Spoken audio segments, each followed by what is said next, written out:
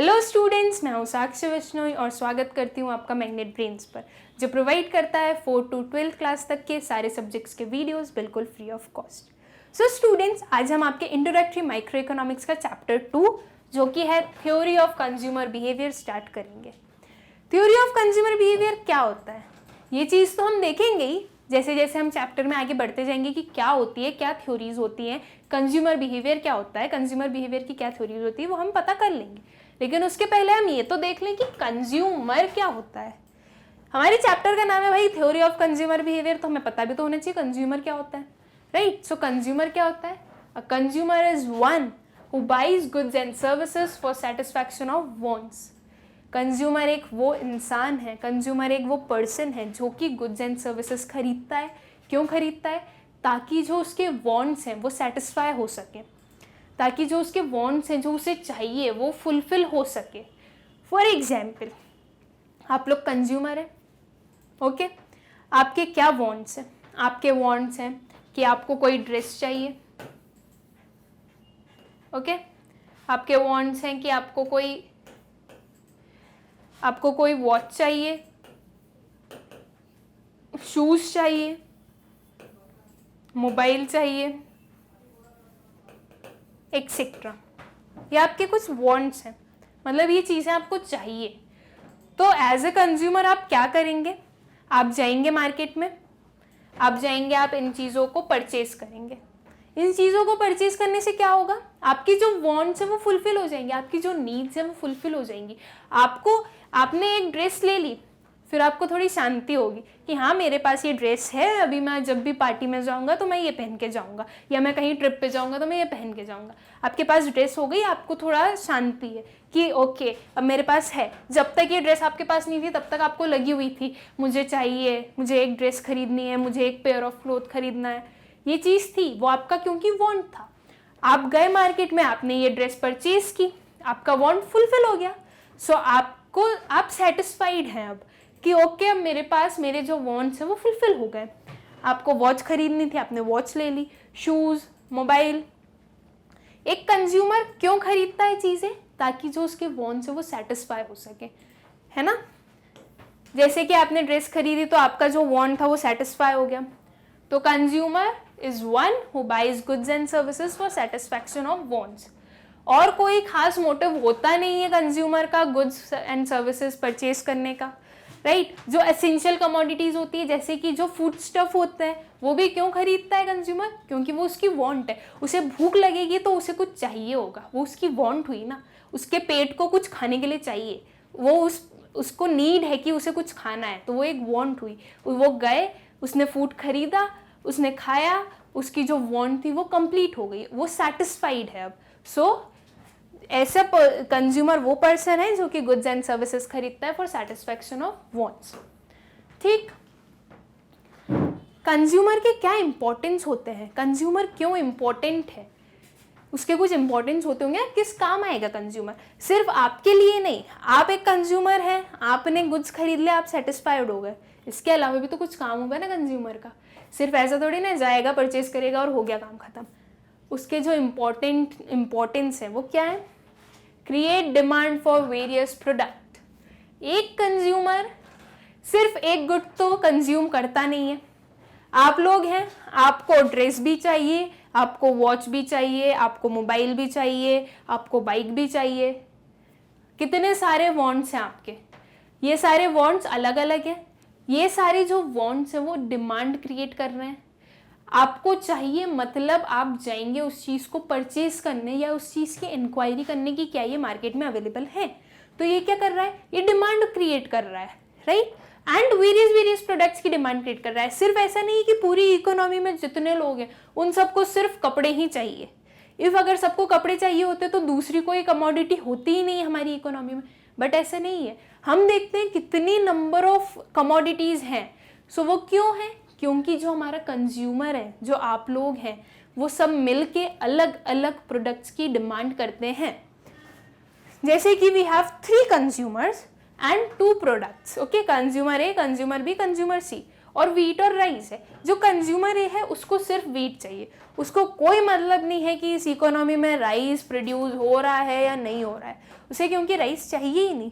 जो कंज्यूमर सी है उसको सिर्फ राइस चाहिए, उसको कोई मतलब नहीं है वीट का प्रोडक्शन हो रहा है, वीट सप्लाई हो रहा है, उसका मार्केट में वीट अवेलेबल है या नहीं है, उसको कोई मतलब नहीं है, ठीक। और जो कंज्यूमर बी है उसको वीट भी चाहिए, उसको राइस भी चाहिए, मतलब उसको इससे भी मतलब है कि वीट का कितना प्रोडक्शन है, वीट का कितनी सप्लाई है हमारी इकोनॉमी में, एंड राइस की कितनी सप्लाई है।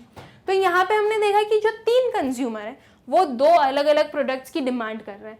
एक बोल रहा है कि हमें सिर्फ वीट चाहिए, तो इस एक पर्सन के लिए वीट का प्रोडक्शन करना जरूरी है। सी बोल रहा है कि हमें सिर्फ राइस चाहिए, तो सी के लिए राइस का प्रोडक्शन करना जरूरी है। हमें दोनों चीज़ों का प्रोडक्शन तो करना पड़ेगा। एंड जो कंज्यूमर बी है वो बोल रहा है कि मुझे वीट भी चाहिए और मुझे राइस भी चाहिए, मतलब कि अब कंज्यूमर बी के लिए तो वीट भी बनाना पड़ेगा और राइस भी बनानी पड़ेगी, उस राइस का भी प्रोडक्शन करना पड़ेगा। तो ऐसे ये डिफरेंट प्रोडक्ट्स के लिए डिमांड क्रिएट करते हैं। एनहांस सर्विस डाइवर्सिफिकेशन, एक कंज्यूमर सिर्फ गुड्स को कंज्यूम नहीं करता है, कुछ सर्विसेज भी कंज्यूम करता है। कैसी सर्विसेज? आप बैंकिंग सर्विसेज लेते होंगे, आपने बैंक में एक अकाउंट खुलवा दिया है एंड उसमें आपने आपकी जो मनी था, जो अमाउंट था, वो उसको आपने डिपॉजिट कर दिया। वो आपको क्या सर्विस प्रोवाइड कर रहा है? बैंक क्या सर्विस प्रोवाइड कर रहा है कि आपका जो पैसा है वो सेफली रखा है, ये सर्विस आपको बैंक प्रोवाइड कर रहा है, राइट। इंश्योरेंस कंपनीज है, वो आपको क्या सर्विस प्रोवाइड कर रही है? इंश्योरेंस कंपनीज बोल रही है कि इफ़ जैसे कि लाइफ इंश्योरेंस ले ले, इफ़ आपकी डेथ हो जाती है तो आपके जो फैमिली वाले हैं हम उन्हें आपके डेथ के बदले में मनी देंगे। ये एक सर्विस है कि एक इंसेंटिव मिल गया है हमें, एक कुछ सहारा मिल गया है कि किसी को खोया है तो हमें कुछ मनी तो मिल रहा है। हेल्थ इंश्योरेंस होते हैं, अगर आपकी तबीयत खराब है, आपकी तबीयत ज़्यादा खराब है, तो वो हेल्थ इंश्योरेंस से आप पैसे ले सकते हैं एंड उससे अपना इलाज करवा सकते हैं। सो ऐसी कुछ सर्विसेज होती हैं जो कि यूज़ होती है। नाउ जो कंज्यूमर है, आप लोग हैं, आप सिर्फ गुड्स थोड़ी ना खरीदते हैं, सिर्फ clothes, watch, shoes, food, drinks, सिर्फ ये थोड़ी ना खरीदते हैं। आप सर्विसेज को भी तो यूज़ करते हैं, आप सर्विसेज का भी इस्तेमाल करते हैं। आपके सबके बैंक में अकाउंट्स होंगे, मोस्टली के इंश्योरेंस उसमें अकाउंट्स होंगे। Then you can have health care, बहुत सारी हेल्थ केयर भी चल रहे होंगे।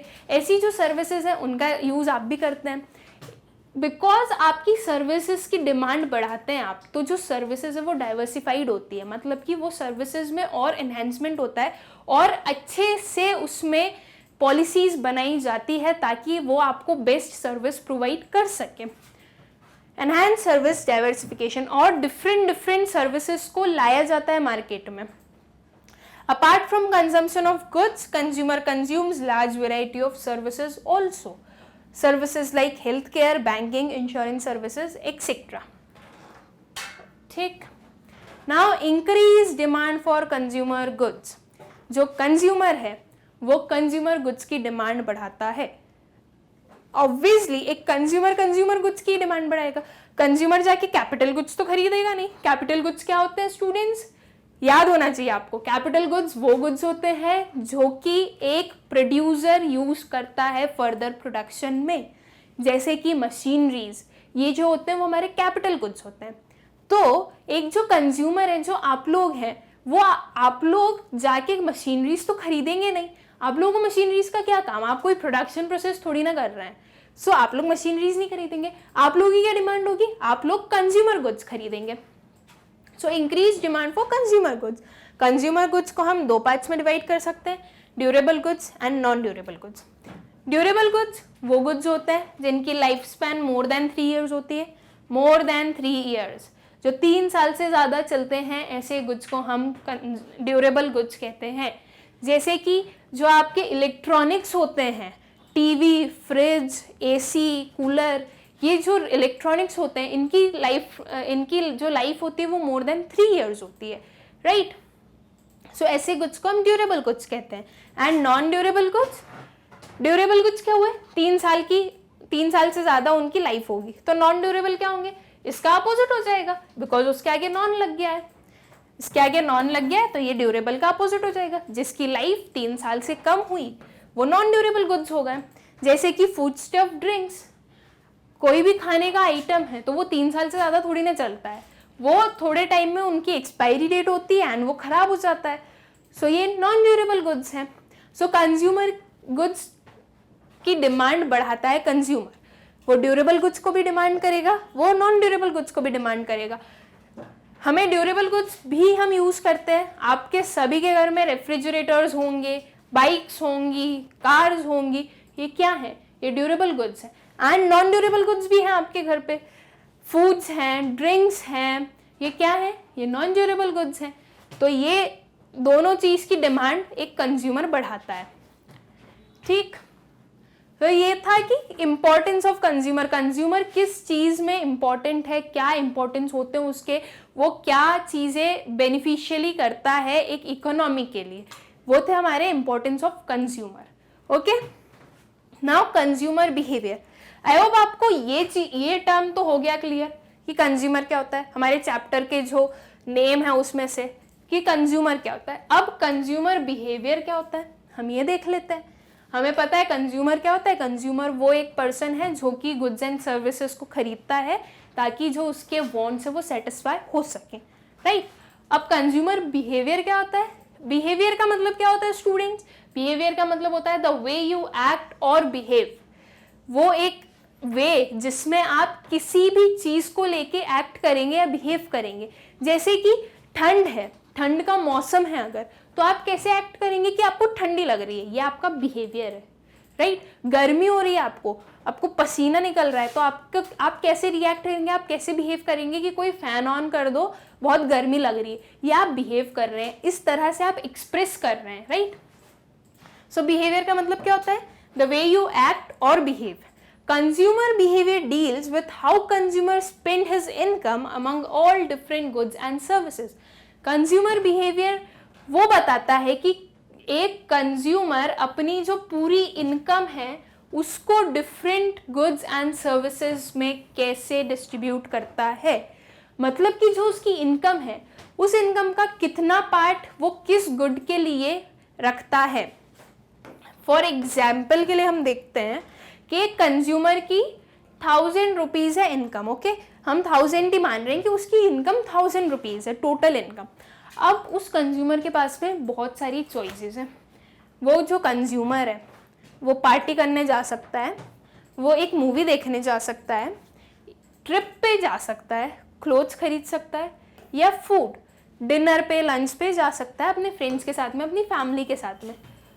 अब वो कंज्यूमर उस 1000 रुपीज़ को कैसे स्पेंड करेगा, वो कितना इन 5 चीज़ों में से वो किस चीज़ में सबसे ज़्यादा इन्वेस्ट करेगा, सबसे ज़्यादा खर्च करेगा, या फिर कितने अमाउंट में सारी चीज़ें खरीदेगा, या फिर कौन सी चीज़ निगलेक्ट करेगा, मतलब उसको यूज़ नहीं करेगा। मान लो उस कंज्यूमर ने सोचा है कि उसे पार्टी करना बहुत पसंद है, उसे मूवी तो नहीं देखना है, तो उसने मूवी को कैंसिल कर दिया। उसने सोचा हाँ मैं मूवी को कैंसिल करता हूँ, मेरे जो 1000 रुपीज़ है, अब मेरे पास बचा party, trip, clothes and food. फिर उसने थोड़ा और सोचा कि उस 1000 रुपीज़ को कैसे डिस्ट्रीब्यूट करें। उसने सोचा 1000 रुपीज़ में अगर मुझे अच्छी पार्टी करनी है तो मुझे 500 रुपीज़ के तो 500 रुपीज़ चाहिए मुझे पार्टी करने के लिए। अब जो 500 रुपीज़ बचे उसमें ये तीनों चीज़ें थोड़ी मुश्किल सी लग रही है उसे, तो उसने सोचा यार ट्रिप में ना बहुत ज़्यादा खर्चा हो जाएगा एंड ट्रिप में अभी मेरे पास टाइम भी नहीं है, एक कभी वेकेशन होगी तब मैं ट्रिप पे चला जाऊँगा, तो उसने ट्रिप भी कैंसिल कर दी। ठीक, नाउ क्लोथ्स एंड फूड। अब उसके पास 2 ऑप्शन और बचे, क्लोथ्स एंड फूड। अब उसने सोचा यार फूड पे क्यों खर्च करना है जब मैं पार्टी पे कर ही रहा हूँ, तो पार्टी में जाएंगे, पार्टी करूँगा तो खाना तो खाऊंगा ही, तो इस चीज़ को भी उसने कैंसिल कर दिया। ओके, अब उसके पास बची पार्टी और क्लोथ्स।